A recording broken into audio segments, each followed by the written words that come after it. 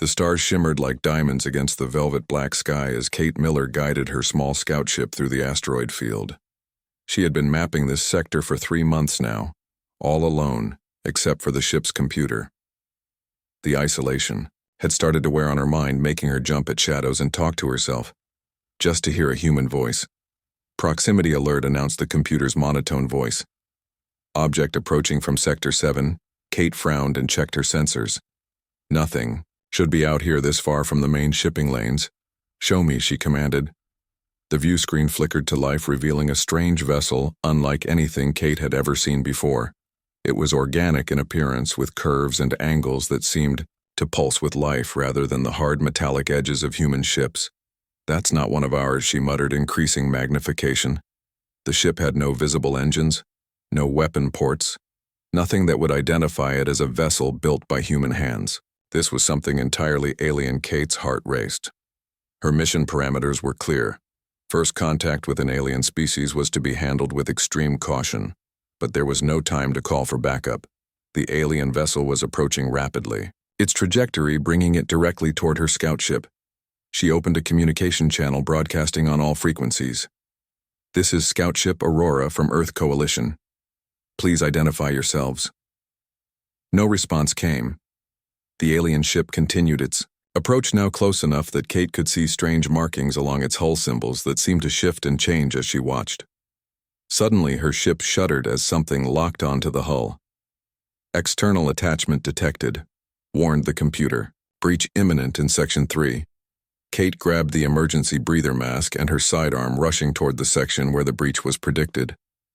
The safety protocols would seal off that portion of the ship, but she needed to be there to see what was coming aboard.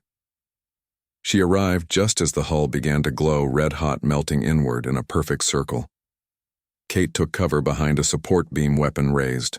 The circle of hull fell inward with a clang, and through the opening emerged a figure. Kate's finger froze on the trigger as she stared in shock.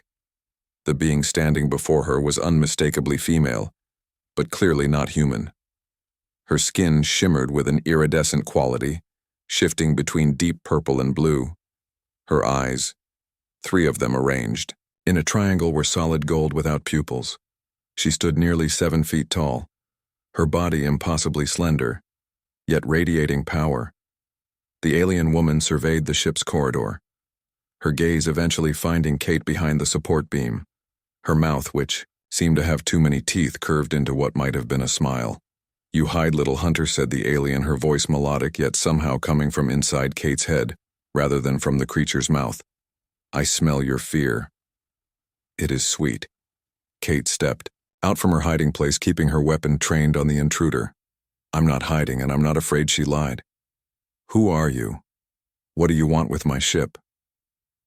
The alien tilted her head at an angle that would have been impossible for a human neck. The gesture reminded Kate of a curious bird. "I am Zara of the Vex," she replied, still not speaking aloud, but somehow projecting her thoughts directly into Kate's mind. "I have come seeking." Kate waited, but the alien didn't finish the sentence. "Seeking what?" she prompted, her finger still tense on the trigger. The alien Zara moved forward with liquid grace, covering the distance between them faster than Kate could react. The weapon was plucked from her hands and casually bent in half, seeking. "You said Zara," dropping the ruined weapon to the floor. "You are not what I expected, but you will serve." Kate backed away, her mind racing with possibilities. None of them good. "Serve how? What do you want with me?" The alien reached out, one long, fingered hand touching Kate's face. Her skin felt cool and slightly damp, like silk soaked in water. "I want knowledge." "Kate Miller," she said. "I want to understand your kind." Kate froze. "How do you know my name?" Zara's triple eyes blinked in sequence. "I know many things about you. Your vessel speaks. Its memory is open to those who know how to listen." She gestured around the corridor. "Your people believe they are alone in this vast darkness. They are wrong. We have watched for centuries." A chill ran down Kate's spine at the implication. "We" meaning the Vex. The alien's mouth curved again. "Not only the Vex. There are many who watch, many who wait. Some who hunt." Kate swallowed hard, forcing her voice to remain steady. If you've been watching us, then you know we're peaceful explorers. We don't pose any threat to you. Zara made a sound like chimes in the wind, what might have been laughter. Some of your kind are peaceful. Yes, others would destroy what they do not understand. I must determine which you are. Before Kate could respond, the ship's alarms blared, red warning lights flashing throughout the corridor. Proximity alert. Multiple objects approaching. Kate lunged for the nearest terminal, checking the sensors. Her blood ran cold. 5 more alien vessels had appeared surrounding her small scout ship. More of your kind, she asked, turning back to Zara. The alien skin darkened to a deep midnight blue. No, not mine hunters. They have followed me across 3 systems. They will destroy your vessel and take us both if we remain. Kate's mind raced, processing this new information. Why are they hunting you? Zara moved to the terminal, her long fingers hovering over the controls without touching them. I possess something they want. Knowledge that could shift the balance of power. I escaped, with it hoping to find allies. The ship's computer displayed the approaching vessels, now close enough to make out their sharp, angular designs, bristling with what were clearly weapon emplacements. Kate made a split-second decision. If these new aliens were hostile, then Zara, despite her intrusion, might be the lesser threat. How fast is your ship? Fast enough for 1. Zara replied. Not for 2. Then we take mine, Kate said, moving toward the bridge. It's small, but it's quick, and it has stealth capabilities.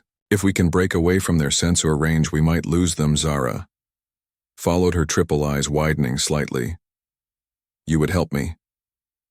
Why? Kate reached the bridge, sliding into the pilot's seat and beginning the emergency launch sequence. Because whatever you stole from them, if they're willing to chase you across 3 systems to get it back, then I don't think they should have it. Either that, or they shouldn't have you. Both seem like good enough reasons to me.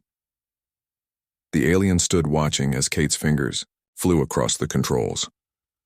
Fascinating, she murmured in Kate's mind. Most species act in self-preservation. You choose risk.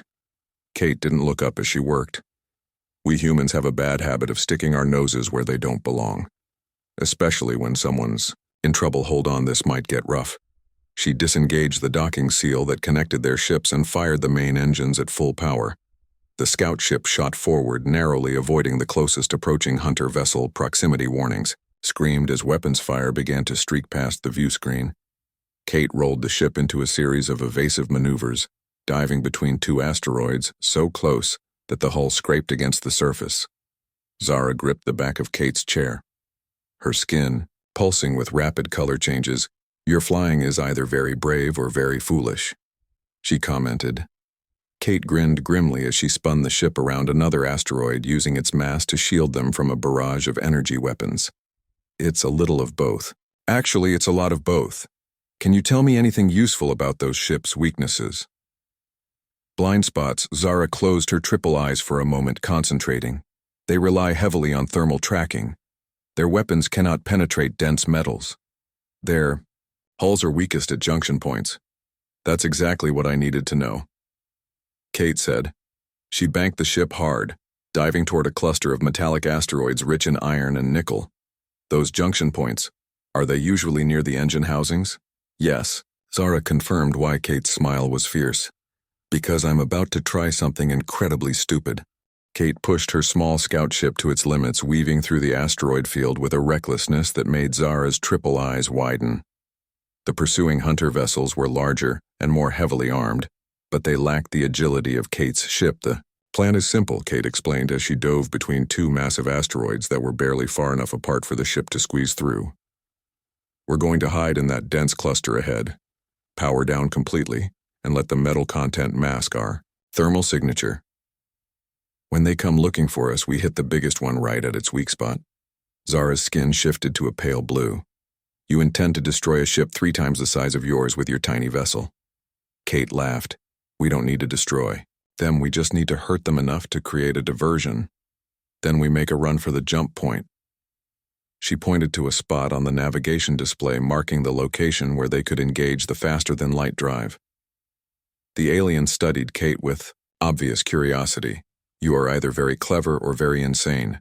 Perhaps both, maybe a little of column A, a little of column B, Kate replied with a grim smile. Now hang on. She cut the engines, drifting the last few hundred meters into a gap between several large metallic asteroids. Then she shut down all systems except basic life support. The view screen switched to passive sensors showing the hunter vessels spreading out, searching methodically for their prey. They're using standard search patterns, Kate whispered, although there was no need to be quiet in space. This is going to work? Zara placed a slender hand on Kate's shoulder. The gesture seemed almost tentative, as if physical contact was foreign to her. If they find us before we can strike, they will not take you alive. These hunters do not value life that is not their own. Kate looked up at the alien woman, noting the genuine concern in those golden eyes. I'm not planning on dying today, she assured her. But I appreciate the warning. They waited in tense silence as one of the hunter vessels drew closer and closer to their hiding spot. Its powerful sensors swept the asteroid field. Each passing moment stretched Kate's nerves tighter. The hunter ship moved directly above them, now close, enough that Kate could see the details of its hull plating through the view screen. Now, she whispered, hitting the engine restart sequence. The scout ship's systems came online with a whine of power. The hunter directly above them began to turn, responding to their sudden energy signature. But Kate was faster. She slammed the thrusters to maximum, propelling the scout ship upward, directly at the vulnerable junction between the hunter's engine housing and main hull. The impact was jarring. Kate and Zara were thrown forward against their restraints. The scout ship's reinforced bow punched through the hunter's weaker armor plating, creating a catastrophic breach. Atmosphere vented explosively from the larger vessel, sending it into an uncontrolled spin. Kate didn't wait to see more. She pulled the scout ship clear and accelerated away from the disabled hunter. The other pursuing vessels immediately changed course, converging on their position. They're angry now, Kate said grimly. Good angry people make mistakes. She pushed the engines beyond safety limits, heading for the jump point. The scout ship shuddered as a glancing hit from an energy weapon struck the aft section hull breach and aft compartment. The computer announced, "Sealing section, we're not going to make it." Zara observed, her voice calm in Kate's mind. The hunters will overtake us before we reach the jump point. Kate's jaw tightened. Maybe, but I'm not giving up yet. She opened a panel beside her seat, revealing a small red button protected by a clear cover. This is our last resort. A concentrated electromagnetic pulse. It will disable their ships temporarily, but it will also knock out our engines for about 30 seconds. Zara's skin darkened with concern. If our engines fail here in the asteroid field, we'll be sitting ducks. Kate finished her thought, or worse, we'll drift into an asteroid. I know it's a gamble. The alien woman was quiet for a moment, studying the tactical display showing the closing hunter vessels, then looking at Kate. Her triple eyes seemed to peer into Kate's very soul. You gamble with both our lives based on probability alone. That's pretty much what humans do. Kate replied with a shrug. We calculate the odds, take chances, and hope for the best. She pointed to the nearest hunter ship, which was now close enough to see the weapons powering up on its forward array. Right now, the odds of surviving if we do nothing are 0. So Zara nodded her head in a very human gesture of understanding. Proceed. Kate flipped, opened the protective cover, and pressed the red button. A wave of energy pulsed outward from the scout ship. The pursuing hunters immediately began to drift, their lights flickering and weapons powering down. But as predicted, Kate's ship also went dark, the engines cutting out completely.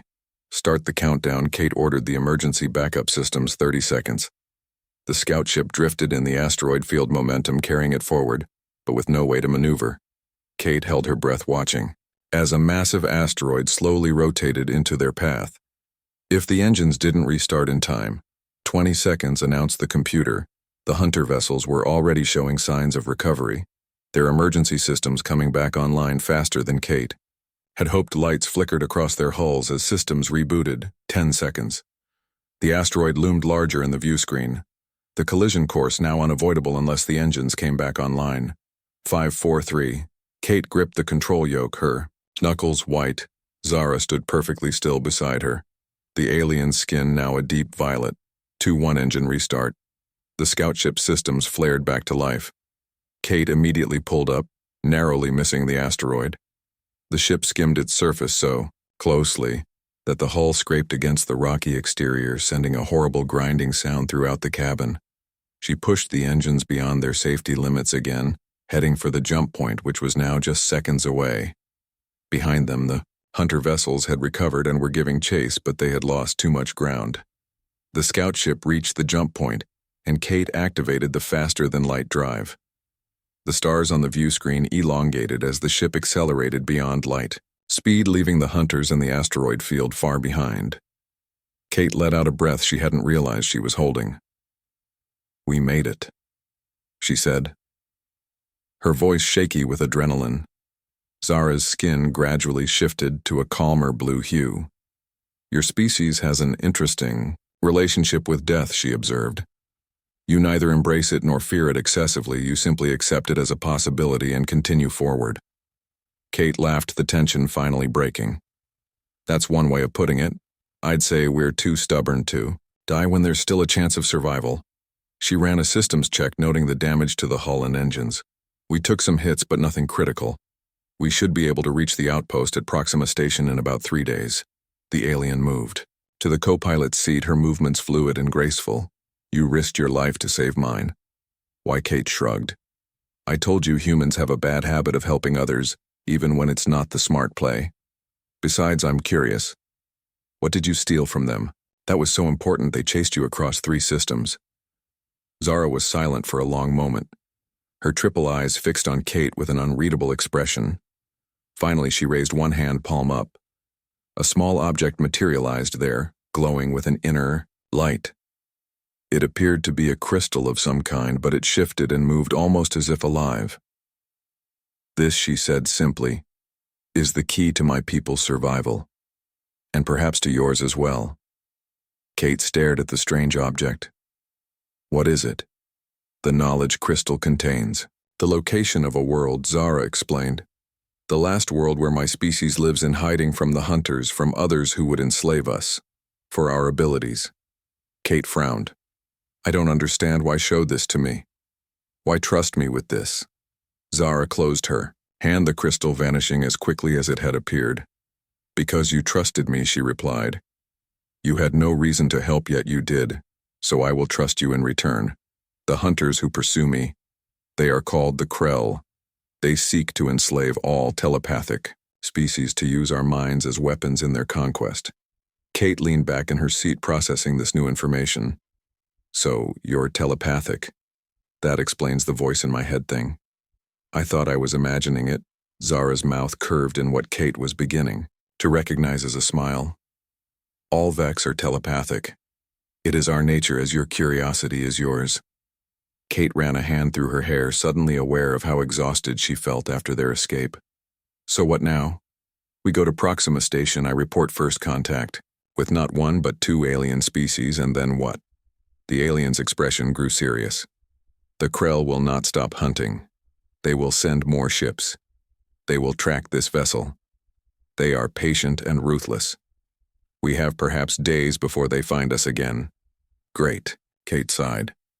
"Just what I needed, an interstellar war with aliens who want to enslave telepaths." Zara tilted her head. "There is another option. We could go to my world. The crystal contains the coordinates. My people have technology that could help protect your kind from the Krell, but it would mean leaving your assigned route." "Your duty," Kate considered this. For all she knew, this could be an elaborate trap. Yet something about Zara made her inclined to trust the alien. Her instincts rarely led her wrong, and if the Krell truly were as dangerous as Zara claimed, then warning Earth about the threat took priority over her mapping mission. "How far is your world from here?" she asked finally. Zara's skin brightened. "In your measurements, perhaps 7 of your light days. Beyond the region your people have mapped." Kate nodded, making her decision. She changed the ship's course, plotting a new destination. "Then let's go meet your people." The journey to the Vex homeworld took longer than expected. The scout ship's engines had sustained more damage than Kate initially realized, forcing them to travel at reduced speed.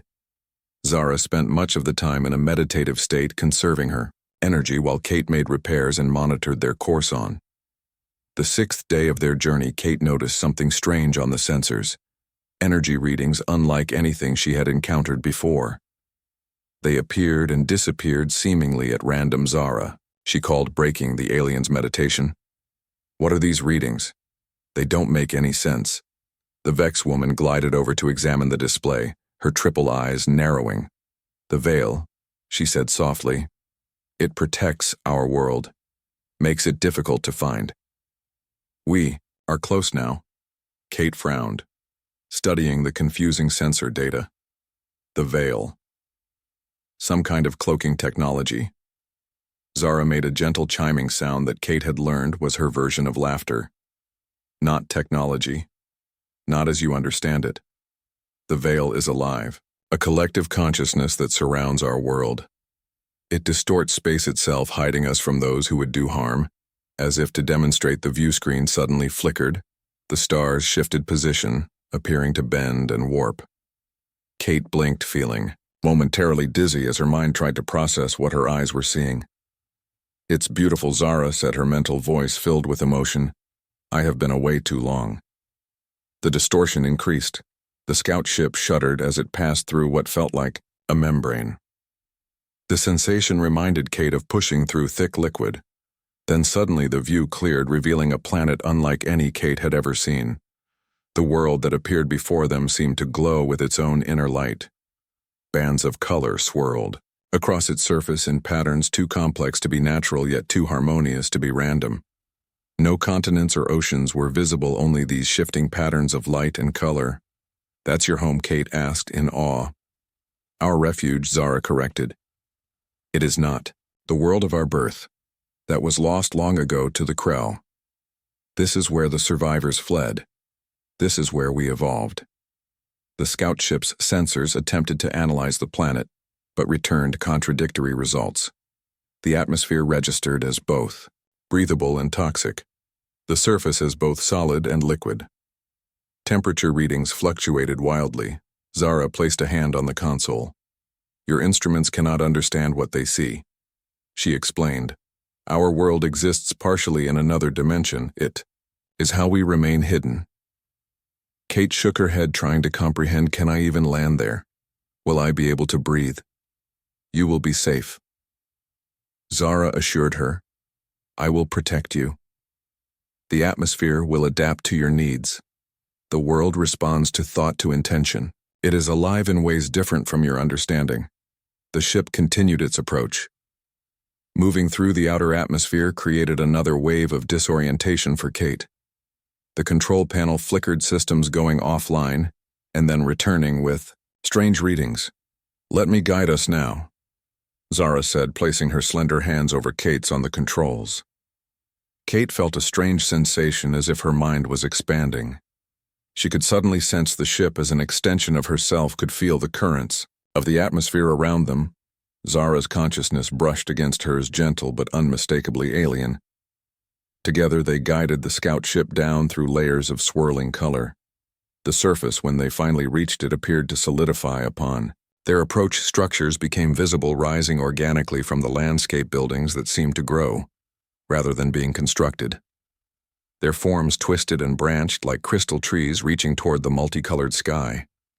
They landed in a clearing surrounded by these crystal structures. The ship settled onto a surface that rippled like water, before hardening beneath them. We have arrived, Zara announced, her skin pulsing with bright colors. Kate recognized as excitement. Other Vex will come soon. They will be cautious. They have not seen a human before. Kate checked her environmental readings. The ship's sensors still couldn't make sense of the atmosphere. But whatever was out there, it didn't appear immediately lethal. Should I wear my environment suit? She asked. Zara considered this briefly. It would be safer until your body adjusts. The transition can be difficult for some species. Kate nodded and retrieved her suit from the storage compartment. She sealed herself inside, checking the oxygen levels and communications. Before they exited the ship, she turned to Zara. So what's the plan here? Exactly what am I supposed to say to your people? Tell them the truth, Zara suggested. The hunters found me. Your kind helped me escape. Now the Krell will know of humanity. They will come for your world as they came for ours. The council must decide whether to help you. That's reassuring, Kate muttered as she cycled the airlock. I travel across unknown space to deliver the news that my planet is about to be invaded by telepathic slavers. The outer door opened, revealing the alien landscape up close. The ground beneath her feet had the appearance of solid crystal, but it yielded slightly with each step, like walking on firm moss. The air visible through her helmet visor shimmered with particles of light that moved in currents and eddies around them. Kate had barely taken 3 steps from the ship when movement caught her eye. From between the crystal structures emerged figures, Vex like Zara but with variations, some taller, some more slender, some with skin that flowed through different color patterns, some with 4 eyes instead of 3. All moved with that same liquid grace that seemed characteristic of their species. Zara stepped forward, raising both hands palms outward in what appeared to be a greeting gesture. She communicated silently with the others, her skin shifting through patterns of color Kate couldn't interpret. The other Vex responded in kind, their skin pulsing with light. I have told them you come in peace, Zara explained to Kate through their mental connection. They are curious, but cautious. You are the first human they have encountered. Kate removed her helmet in a gesture of trust. She felt a momentary dizziness as the alien atmosphere touched her skin, but it passed quickly. The air tasted sweet with an undertone of something metallic. Hello, she said aloud, though she wasn't sure if the other Vex could understand spoken language. My name is Kate Miller. I come from Earth. I'm here because one of the Vex, a tall figure with 4 golden eyes, stepped forward.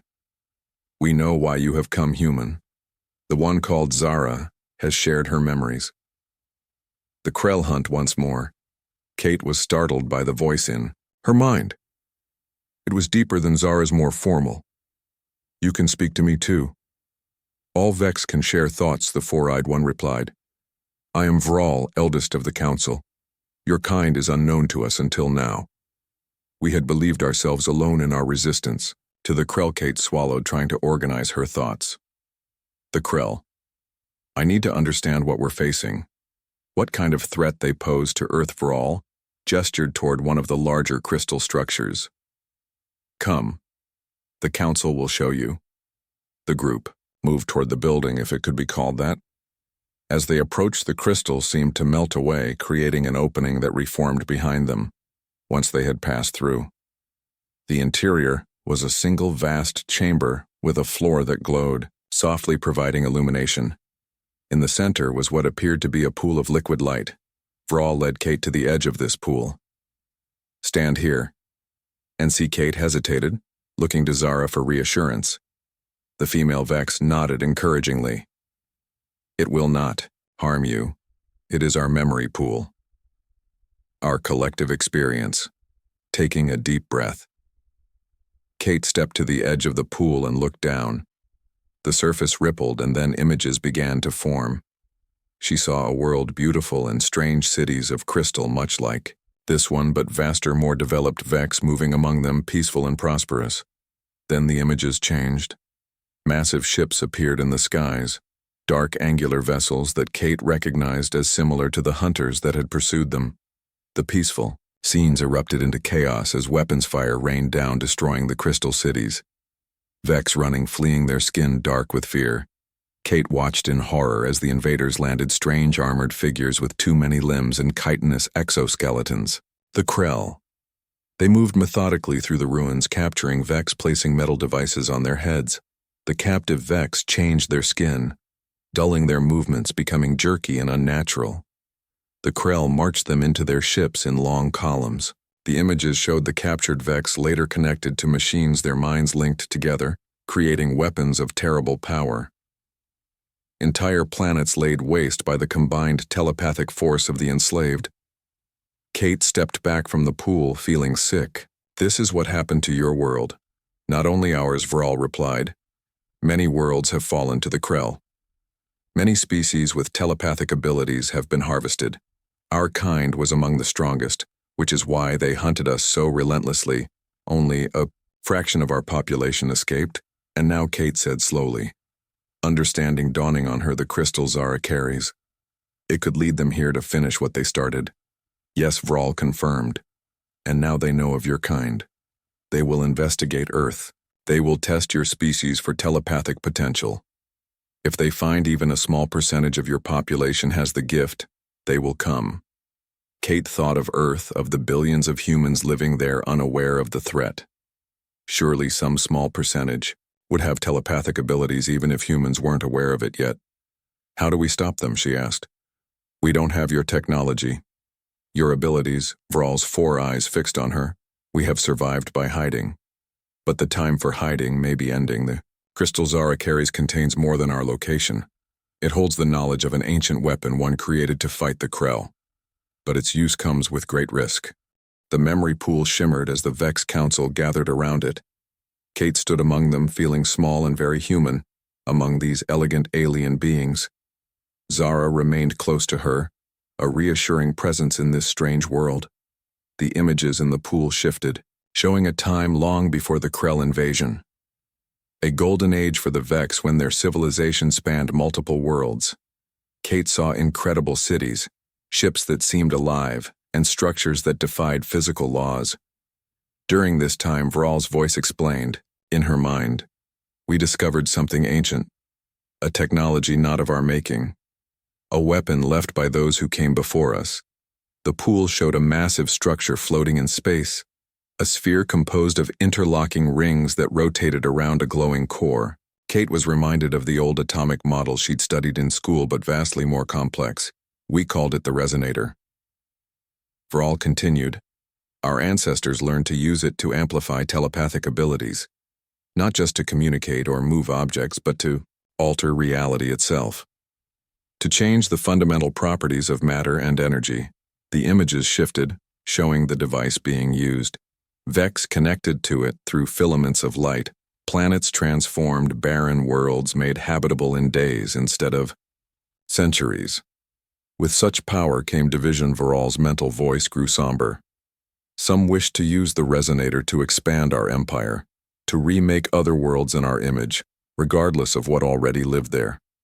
Others wished to use it only for defense, to protect what was ours. Kate watched as the pool displayed Vex arguing, their skin flashing angry colors. The division grew into conflict, a civil war that nearly destroyed their civilization.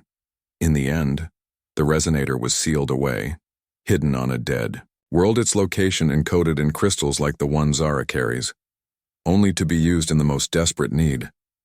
The pool darkened, then showed the Krell invasion once more, the desperate flight of the surviving Vex.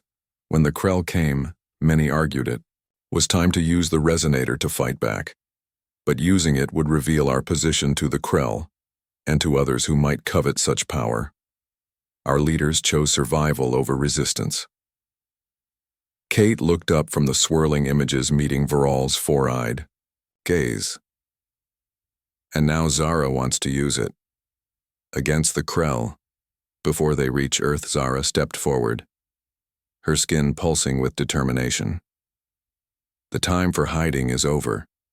The Krell grow stronger with each world they conquer, each telepathic species they enslave. If we wait until they find Earth, it will be too late. Another council member moved forward, this one shorter, with skin that rippled in deep green patterns. The resonator is not a simple weapon. Zara, you know this. It requires many minds working as one. The risk of losing control is too great. Kate frowned. What happens if you lose control, Vral? Gestured to the pool again. The images shifted, showing a star system with several planets. Then a wave of energy expanding outward from a point in space. The planets caught in this wave simply ceased to exist, not destroyed but erased as if they had never been. The resonator can unravel reality itself, Vral explained. It can unmake what exists. It requires perfect harmony among those who use it. One mind out of alignment. One thought of doubt or fear, and the consequences would be catastrophic. Finished another council member. Kate stared at the pool as the images faded, leaving only swirling light. So those are our options: hide and hope. The Krell don't find Earth or use a weapon that might accidentally erase us from existence. Great choices. Zara touched Kate's arm, her skin warm against Kate's. I believe there is another way, she said. Looking at the council members, she continued, I have studied the crystal's knowledge. There is a configuration of the resonator one our ancestors never tried. It could be used not to destroy the Krell, but to sever their connection to their slaves, to free the telepathic beings they've captured. The council erupted in silent debate, colors flashing across their skin in rapid patterns. Kate couldn't follow. Viral raised his hands, calling for order. What you suggest has never been attempted, he said to Zara. The risk remains, but if it worked, Kate said slowly, thinking through the implications. The Krell would lose their weapons, their advantage. They'd be vulnerable. Exactly. Zara agreed, her mental voice excited. Then your people and mine could stand against them. Together. Kate looked around at the council members, trying to read their alien expressions. The choice seemed impossible. Either gamble everything on an untested use of an ancient superweapon, or wait for the Krell to find Earth unprepared. May I speak? She asked formally. Viral nodded. You may. Kate Miller of Earth. Kate took a deep breath, organizing her thoughts. I understand your caution, she began. You've survived by hiding, staying beneath notice, but that strategy has a time limit. Eventually the Krell will find you, just as they'll find Earth. If this weapon, this resonator, can be used to free their slaves rather than destroy worlds, isn't that worth the risk? One of the council members moved forward, its skin dark purple with ripples of silver. I am Nexus. I have survived too. Krell hunts. I have seen worlds fall. I have lost family to their mind devices. She turned to face the other council members. Are we to hide forever? Watching from our sanctuary as the galaxy falls, world by world. To the Krell. Another stepped forward, this one with 4 eyes like Vral. The human knows nothing of our struggles, our sacrifices. Would you risk our last refuge on the word of a species we have just met? Kate felt the tension growing in the room. The division among the Vex Council was clear. Some supported Zara's plan, others feared the risk was too great. She thought of Earth, of her home, of her family and friends, none of whom knew the danger approaching. She stepped forward again. I don't claim to understand everything you've been through, she said, but I know this. Hiding hasn't defeated the Krell. It's only delayed the inevitable. If there's a chance to free their captives, to weaken them, we should take it. Not just for Earth, but for all the worlds that might fall to them in the future. The council fell silent, considering her words. Finally, Vral spoke. This is not a decision to be made hastily. We must consult the wider community. Consider all possibilities. Kate felt frustration building. How long will that take? The Krell could be heading toward Earth right now. Vral's 4 eyes fixed on her tomorrow. The council will reconvene at dawn. We will hear all voices, then decide. The meeting ended. The Vex dispersing in small groups, still communicating silently among themselves. Zara led Kate back outside into the alien air. That went well, Kate said sarcastically. Nothing like telling an ancient alien council they need to risk everything on a plan that might not work.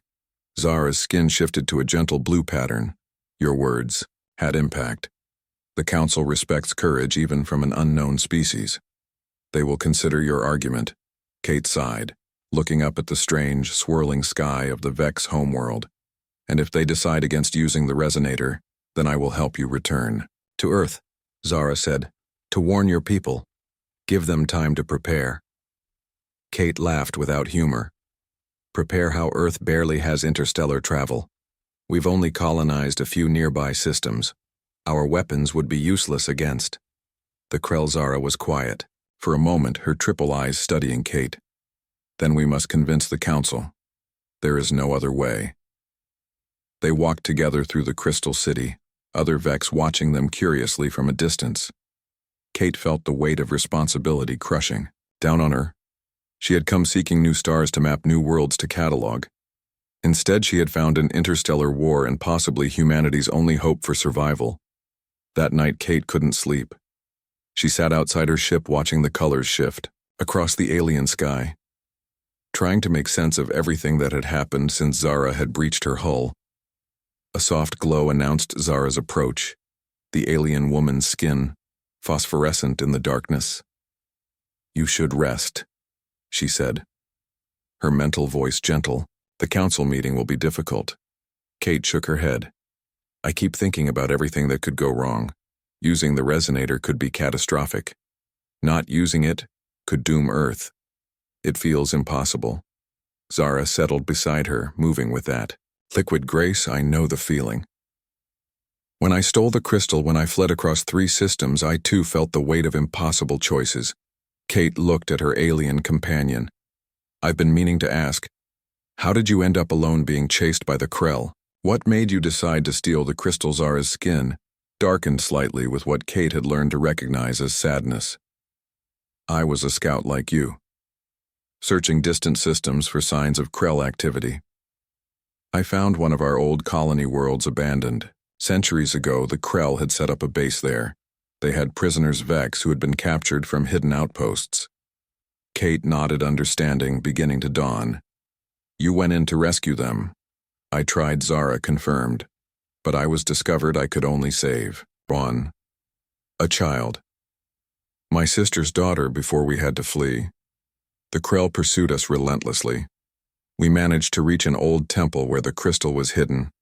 I took it, knowing it contained the knowledge of the resonator, then sent my niece in an escape pod to another Vex sanctuary while I led the hunters away. They had almost caught me when I found your ship." Kate reached out hesitantly, placing her hand over Zara's alien one. "So this is personal for you?" "All Vex are connected," Zara replied. "All losses are personal.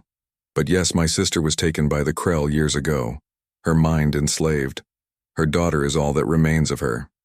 "I'm sorry," Kate said softly. "I didn't know." Zara's skin lightened. "Now you understand why I cannot fail, why the council must agree to use the resonator. Not just for your world, but for all those who suffer under Krell control, for all those yet to be taken." Dawn on the Vex homeworld was unlike anything Kate had ever seen. The swirling colors of the sky intensified, becoming almost painfully bright, before settling into more gentle patterns. She stood outside the crystal structure, where the council had gathered, feeling small and very alien among the assembled Vex. The meeting began without preamble. Viral and the other council members arranged themselves around the memory pool, while Zara led Kate to a position near the front. The pool glowed brighter than before, images flickering across its surface too rapidly for Kate to follow. Viral addressed the gathering, his mental voice reaching all present. "We have consulted with the elders, the memory keepers, the future seers. All have shared their wisdom. Now we must decide. The resonator, hidden for generations, protected at great cost. Do we risk using it against the Krell? Do we risk revealing ourselves to the galaxy?" One by one, council members spoke, some in favor of action, others urging continued caution.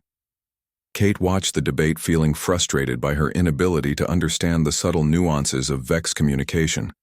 The colors shifting across their skin seemed to carry as much meaning as their words. Finally, Viral turned to Kate. "The human perspective holds value in this debate. Kate Miller, speak your mind to the full council." Kate stepped forward, feeling all those alien eyes upon her. "I come from a world that doesn't yet know the threat it faces," she began. "My people are numerous, resilient, adaptable, but we have never faced anything like the Krell. We have no defense against them. If they come, we will fall as others have fallen." She paused, gathering her thoughts. "We could wait, hide, hope they overlook Earth. But that feels like accepting defeat before the battle has begun. Where I come from, we have a saying, hope for the best but prepare for the worst. The resonator offers us a chance not just to defend ourselves, but to free those already enslaved." Kate gestured to the memory pool, which now showed images of the Krell and their captives, the Vex. "Your people were willing to risk everything to escape rather than be enslaved. Now we face a choice: risk everything again for a chance at true freedom, or continue hiding, knowing that Someday the Krell will find us, knowing that more innocent beings will suffer while we remained safe. Zara stepped forward to stand beside Kate. I have studied the crystal's knowledge, she told the council. There is a configuration that could target only the Krell control devices, a frequency that would disrupt their hold on telepathic minds without the risk of unmaking reality. The council murmured among themselves, colors flashing rapidly. Kate couldn't tell if Zara's words were having an impact, or not. One council member moved forward, the one Zara had identified as Nexus. Even if what you say is possible, it would require many minds working as one, perfect harmony, perfect control. Who among us could maintain such focus with so much at stake? Zara's skin brightened. Not just Vex minds, she said. Not alone. She turned to Kate. The human. The resonator was designed to amplify telepathic ability, but it can also connect minds that are not naturally telepathic. Kate blinked, surprised. What are you suggesting, Vral? Seemed to understand before Kate did. You propose a joining, a melding of Vex and human consciousness. Zara nodded. Humans bring something we lack: adaptability, intuition. A different perspective. Together, our strengths could complement each other. Allow for the precision required. The council erupted in silent debate, colors flashing rapidly across their skin. Kate could sense their agitation even without understanding the specifics of their communication. Is that even possible? She asked Zara quietly. Can human and Vex minds connect that way? In theory, Zara replied. I would need to form a preliminary bond with you first to serve as a bridge. Then others could join through us. Kate felt a chill run down her spine. You want to link our minds? It would be temporary, Zara assured her, and not complete. You would maintain your identity, your sense of self. But yes, our thoughts would flow together. Before Kate could respond, Vral raised his hands, calling for silence. The council has heard enough, he announced. We will vote one by one. The council members moved to different sides of the chamber, arranging themselves to show their position. The division seemed close, though Kate couldn't be certain of the exact count. Finally, Vral stepped forward. The council has decided, he announced. We will attempt to use the resonator, as Zara has suggested, to free the enslaved minds. If successful, it will weaken the Krell and give us time to prepare for what comes after. Kate felt a surge of relief and fear intermingled. We're really doing this? Preparations will begin immediately. Vral continued. The resonator must be retrieved from its hiding place. The necessary minds must be trained for the joining. Kate Miller of Earth. Yes, she replied. You have never experienced telepathic connection. You must be prepared. It will not be easy for a mind unused to such sharing. I understand, she said, though she wasn't sure she did. What do I need to do? Zara stepped forward. First, we must establish our connection, a bridge between our species. Then we can begin to train with others. Vral nodded. The joining will commence at moonrise.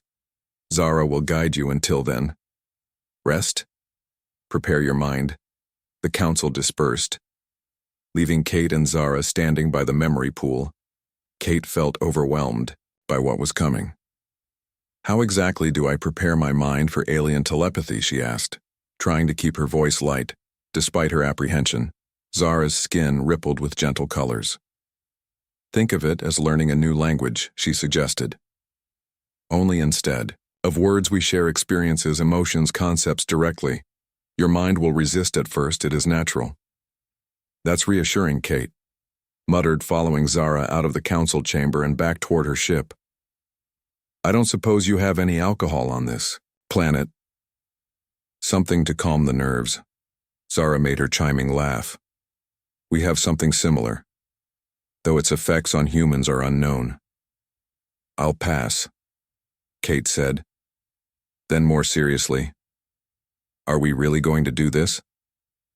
Connect our minds, fly to some ancient superweapon, and try to free all the telepathic slaves in the galaxy. Isn't that a bit ambitious for a Tuesday, Zara? Stop looking at Kate with her triple eyes. Is today Tuesday on your world? Kate laughed. I have no idea. I've lost track. To be honest, it doesn't matter. The point is, this is a lot to take in. Zara was quiet for a moment, her skin shifting through thoughtful patterns. You are afraid, she observed. Finally, Kate nodded. Of course. I'm afraid I'm about to let an alien into my mind. Then try to use a weapon that could accidentally erase reality. Who wouldn't be afraid? Fear is natural, Zara said. But consider this. You have already shown more courage than many. Your journey here, your willingness to help my people, your speech to the council, these required strength. Maybe Kate acknowledged, or maybe I'm just too stubborn to know when to quit. Zara's skin brightened. What you call stubborn, we would call determined. It is an admirable quality. They had reached Kate's ship. The familiar hull, a comforting sight amid the alien landscape. Kate leaned against it, trying to center herself. What if this doesn't work? She asked finally. What if we can't connect our minds properly? What if the resonator doesn't do what we hope? Zara moved closer, her alien features somehow less strange now that Kate had spent time with her. Then we try something else, she said simply. We adapt. We survive. It is what both our species excel at. Kate nodded, finding comfort in Zara's confidence. If we succeed, if we free the enslaved telepaths, what happens then? What comes after? Zara's skin rippled with complex patterns. Something new. Our people's meeting changes everything. The Vex have hidden for generations. Your kind has only begun to explore the stars. Together, perhaps we find a different path. Kate considered this a partnership between humans and Vex, sharing knowledge technology. A united front against the Krell. It wasn't what she had expected when she'd begun her mapping mission, but it offered hope. Moonrise is in 6 hours, Zara said. We should rest before the joining. Kate nodded, though she doubted she could sleep. I'll try, she promised. I want to be ready. As Zara moved away, Kate called after her. Wait. I have one more question. The alien woman turned back. Yes, if this works, if we become connected, will you be able to read all my thoughts? Will you see everything? Zara's skin shifted to a gentle blue pattern. Not everything. The joining preserves private thoughts, deep memories. The connection focuses on shared purpose, shared goals. But she hesitated. Yes, I will see much of who you are, as you will see me. Kate took a deep breath. Well, that's terrifying. Zara made her chiming laugh again. Consider it an opportunity. The first true understanding between our species. A bridge that others may follow. Kate smiled despite her anxiety. When you put it that way, it sounds almost poetic. The alien's triple eyes seemed to sparkle. Sometimes the most important moments in history begin with poetry, or with terror, or with both. Kate watched as Zara glided away toward the crystal structures of the alien city. In a few hours they would attempt something unprecedented, a joining of human and Vex minds, a desperate gambit against an enemy that threatened both their peoples. She looked up at the swirling colors of the alien sky, thinking of Earth, of home, of everything that was at stake. If they failed, the Krell would eventually find Earth, would enslave any humans with telepathic potential, would add her species to their growing army of conquered minds. If they succeeded, everything would change. Humanity would enter a larger galaxy than they had imagined, filled with dangers, yes, but also with allies, with wonders they had yet to discover. Kate took a deep breath. Her fear remained, but alongside it now was something else: determination, hope, even excitement.